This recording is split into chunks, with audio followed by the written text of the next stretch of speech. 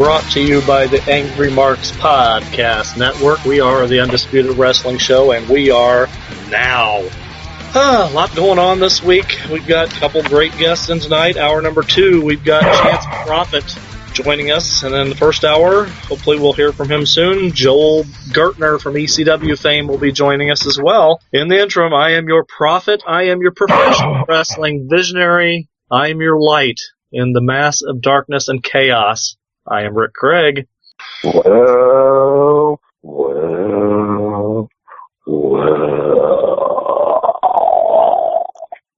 Ladies and gentlemen, he's harder than the tree that hit Sonny Bono. It is I. He is the lyrical miracle. He's the sexual, intellectual. He's the quintessential stud muffin. Joel Gertner. And remember that name, ladies. You'll be screaming it later. Unrefutably and indisputedly on the Undisputed Wrestling Show. And if you keep listening, you're going to have an undisputed eargasm. Joel, before we get started, Zane had a pretty good zinger for his opening today. Would you like to hear it? Do tell. Well. Let me introduce myself. I'm Zane, the man who should be feared, and not just because of his beard. He makes the ladies sick like Ebola, 'cause they drink him up like RC Cola. Paisley. I love it. I love it. I incorporated Ebola on Friday night at FWE Refueled night 1. And I did indeed slip in a cola reference there as well. So I love it. It's very near and dear to my heart. Great minds think alike. Well, I'll admit, I was stalking your Facebook page today, and I saw like 8 different posts about Ebola, so that's why I had to incorporate it, sir. Thank you so much. I appreciate it. Hey, can I get my first plug out of the way? Even though Go for it. Do it. Yeah, I appreciate it. While we're on the topic of cola, it just makes me think of on Facebook and as well on Instagram and on Twitter, if that's still a thing. So Damn Soda. That's going to be SODA followed by MN, like the state code for Minnesota, although it has nothing to do with that, followed by another SODA. So Damn Soda. Give that a look-see over on Twitter, Instagram, if that's still something kids are using, or Facebook.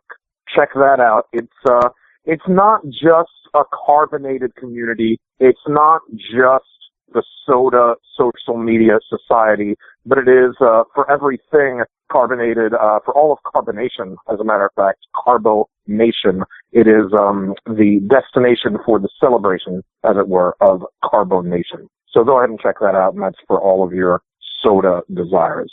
Awesome. We'll definitely do that. This is the Undisputed Wrestling Show. We have the quintessential stud muffin, Joel Gertner, on the line. Joel, I'm checking out some pictures. You're looking pretty good, dude. Thanks, man. Always trying, sticking to 1,500 calories or less. I do that 5 days a week. Can't do that every day. You know what I mean?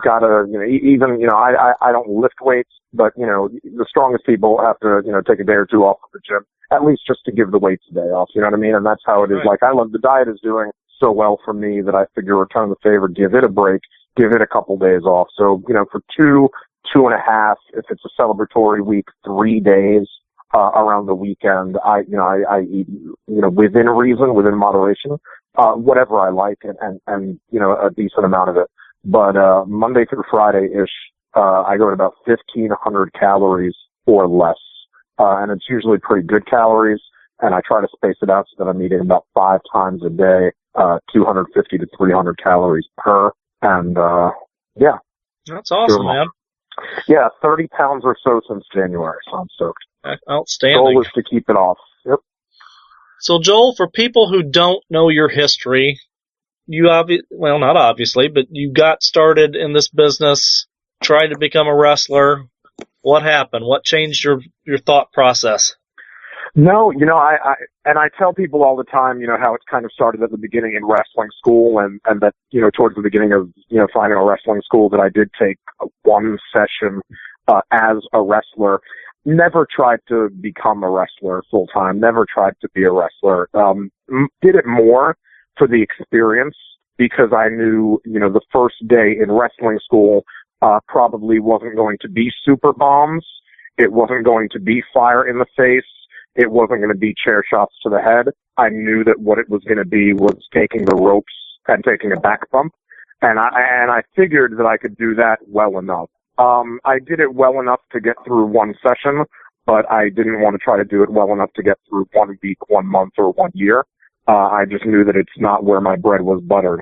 But what it did help me with is that as a color commentator, even just that little bit, and certainly watching what everybody, at wrestling school goes through, and also what everybody, physically goes through, in the course of their wrestling career, all of the blood, sweat, tears, and all of the physical sacrifice that's made. All of that, I think, helps me be a better announcer in the sense that it lets me kind of have not just sympathy, but maybe a little bit more empathy, although I can't relate exactly, but it helps me kind of paint a better picture and be a little bit more descriptive, I think. So what was that experience like for you, Joel? Was it everything you thought it would be, or was it even worse? Or I guess what was it like, taking some bumps and stuff in a ring? Yeah, it's awful. I mean, those ropes are not, made of, marshmallows or marzipan or anything fluffy sounding. I mean, it's steel cable, so, it's pretty awful. When you first start taking the ropes, you'll have welts on your body.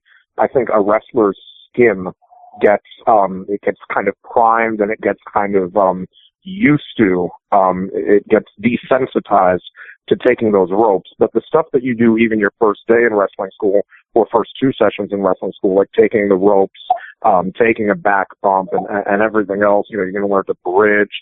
All that stuff is, I mean, it's, if it was easy, everybody would be doing it. So it's terrible, and then there have been certain studies that say that at its worst, the amount of trauma that an athlete who performs or participates in professional wrestling that they endure in every lengthy match, any match of significant length, is equivalent to the trauma of a minor car accident. So that's, you look at guys, the dedication and the sacrifice that they've made. Anybody who's wrestled in, 3,000, 4,000, 5,000 matches, I mean, if every single one of those is equivalent to a minor car accident, then obviously they're really kind of laying it on the line and, giving it, everything that they have. One of the reasons, obviously, for the enjoyment of the fans. Well, you obviously had a love for this business, and I mean, it's cool that you wanted to experience that, firsthand before really getting your feet wet. What's up? Yeah. No, yeah, you're absolutely right. I mean, I wanted to experience it, but yeah, I mean, I knew that that's not where my journey in the business, should I be successful and should it lead anywhere, I knew that that's not, what I was going to be doing first and foremost or primarily. I think I've wrestled maybe 3 matches in my entire career and, just kind of novelty gimmick stuff, kind of, me versus Cyrus from the Anarchy Rules pay-per-view and a couple of other appearances. But aside from that, it hasn't been wrestling because that's not, I don't really uniquely have anything to contribute there as an athlete that anybody else doesn't. I mean, the answer's in the question. I mean, you can look at this, sexy body and, while it's, wonderfully pleasant to look at, it is built for comfort, not for speed. And, you don't get a body like this by accident. So,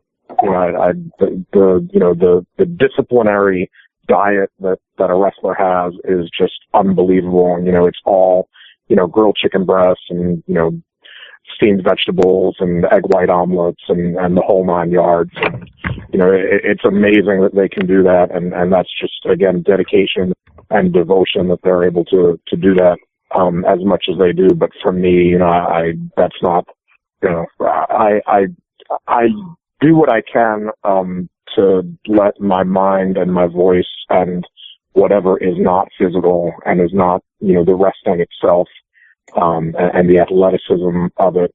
I do whatever I can in that regard. to, bring whatever I can to the table, enhance any given product that I'm working alongside and part of. But, as far as in the ring, I've taken some finishers and I've taken some, chair shots and, ran around ringside like a goofball and that kind of thing. But, that's basically the extent of the physicality.